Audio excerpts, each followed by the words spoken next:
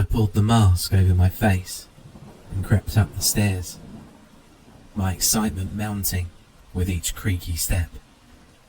I felt the heat of my own breath, unable to fully escape through the mouth slit. When I got to the top, I cracked open the basement door and peered into the living room through 2 round eye holes. She wasn't there, but I knew where she was. I could hear tap water running. She was in the kitchen. I slipped off my shoes and walked slowly, carefully, across the hardwood floor.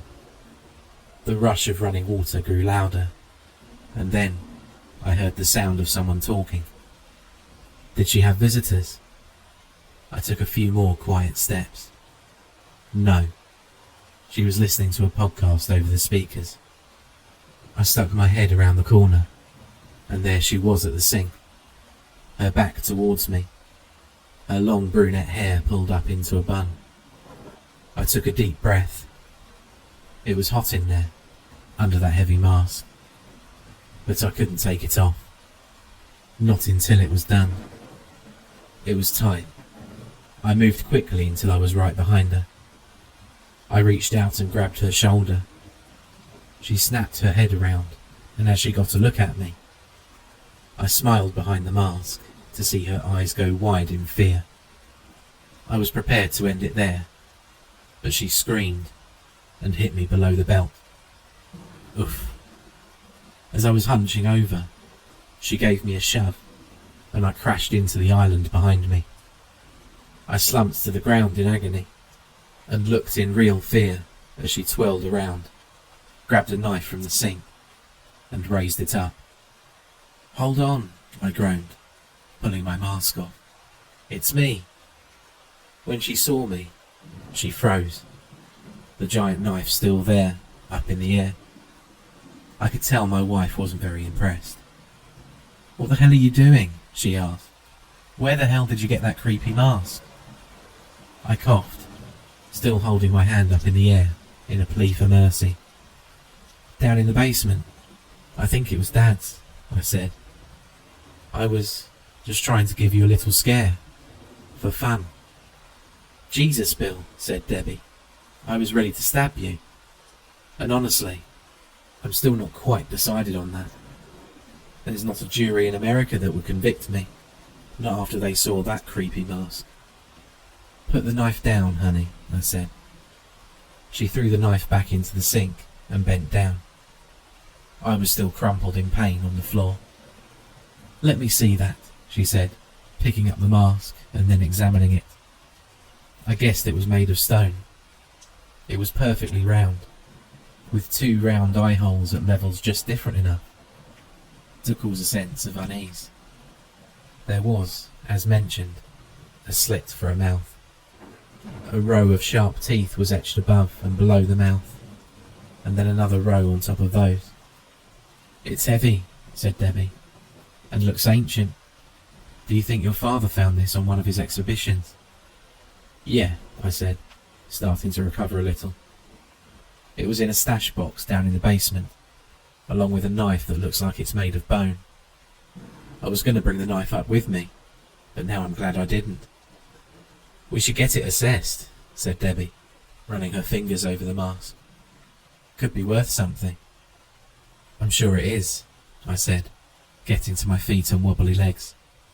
"But I was hoping we could keep it, at least for a while. As a memento of Dad, I mean. If we ever need money, then yeah, we'll look into selling it. But we don't need money right now, not after the inheritance. And, well, I just still miss him, you know. Plus, it's a cool mask, isn't it? A good conversation starter." She handed the mask back. "It's creepy. It scared the hell out of me." She sighed. "If you want to hang it up somewhere, it's got to go in your study. Some place where I don't have to look at it." It was Roger Wentworth's retirement party. Old Roger had been my father's friend since they both started teaching at the college where I now taught. They spent many an evening sipping on scotch at my father's house, where I now lived. So, when he finally announced his retirement, it only felt right to host the party. Derek Nielsen was in attendance. He was about my age, and also taught at the college. It turned out that we actually grew up in that same town, a few years apart. While my life had been pretty much easy street since day one, born to a well-off professor and following in his footsteps, Derek's has been anything but. He came from a working-class family and lost his father at a young age. He never talked about it, but I knew that his childhood had been rough. Yet, he had clawed himself out of a life of misery to find success in the academic world. Most of the other professors at our college were the same as me, born and bred in a buttermilk world of soft pillows and fancy cars. Derek stood out to me, and we became fast friends. On the evening of Roger's party, as soon as I saw Derek walk in, I excused myself from the conversation that I was having. I went to the fridge, got 2 beers, and found Derek. "Come on," I said. "I want to show you something. You'll appreciate this." Derek took the beer and popped off the cap with a lighter. "Sure thing, bub," he said. I led him to my study. I found this mask in a box of the old man's stuff. "Check it out." I pointed up to the mask hanging from the wall. The bone knife was mounted just below it. Derek dropped his beer on the floor and went white. "Is this some kind of sick joke?" he demanded. "What? What do you mean, a joke?" The look of fear on Derek's face made me start to feel scared. "It can't be the mask, can it? It's unsettling, but it's not terrifying like that." "I need to sit down," said Derek. "Sure, bud," I said, wheeling my desk chair over to him. "Sorry about that. I didn't mean to scare you. I just thought you'd get a kick out of it, that's all." Derek looked at me with intensity. "Tell me right now if this is a joke. I never told you about this, but maybe you found out anyway." "I don't know what you mean," I said. "I need a drink." Sure. Beer?" "Something hard," said Derek, now staring at the mask in bewilderment. "I'll be right back." I stepped over the spilled beer and headed over to the liquor cabinet. Debbie was there, talking to somebody. I was starting to feel a little dizzy, and things were blurring together. "Where did you get off to?" asked Debbie. I showed Derek the mask, and I said, It didn't go well." I poured out a tall scotch. "We should really get rid of that thing. It's creepy." I gave a vacant nod and went back to my study. Derek was still sitting there, transfixed by the mask. I handed him the scotch, and he looked at me with a start. He downed it in one gulp and then began. 35 years ago, my father took his own life." "Oh," I said, looking down at my shoes. "I'm so sorry. I didn't know." I don't tell people that, and I definitely don't tell them what happened after. "Look, can you just bring the bottle in?" I was glad to get out of the room for a moment. Things had gotten intense in there. I needed to know why Derek was having such an extreme reaction to the mask. And he was my friend, so I wanted to support him. I just didn't know if I was capable of hearing whatever he was going to say. I needed the bottle just as much as him, or so I thought at the time. And I was right. I grabbed the bottle from the liquor cabinet and went directly back to Derek. I handed it to him, and he took a good swallow. The coroner ruled his demise as his own doing.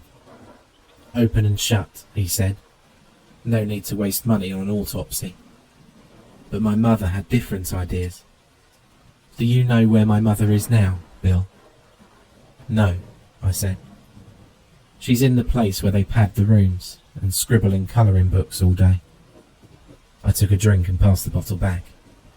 "Damn, Derek, I'm sorry." Derek laughed. It was a strange laugh, devoid of humour or any emotion at all. She said that it was the masked man that did it. She said she came in to find the masked man, holding the bone knife, watching my father bleed out in the bathtub.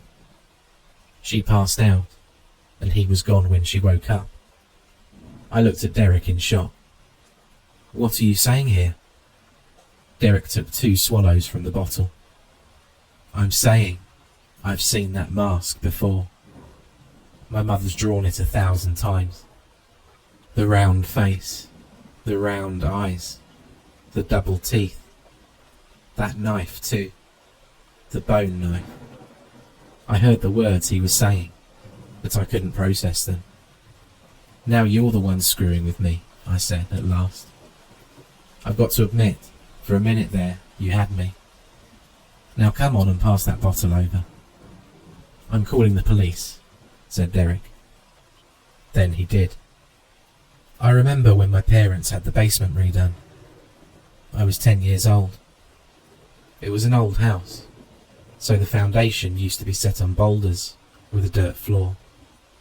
It started to fail, so they spent a lot of money to have it all reinforced with concrete. A thick slab was poured on the floor. The bodies weren't difficult to find. The initials had been etched into the wet concrete, and when the floor was broken apart under police orders, each victim was resting right under his or her initials. 11 bodies in all, and those were the only ones in the basement. It's not clear how many there were, like Derek's father, that never made it down there. All of a sudden, my father's late nights at the office when I was a kid started to make sense. We've since moved out of the house, and it's on the market. Nobody will buy it. I don't blame them. Derek won't return my calls. I don't blame him. I never did anything wrong, but my father did things that were very wrong, and I am his son. I wish I'd never found that mask.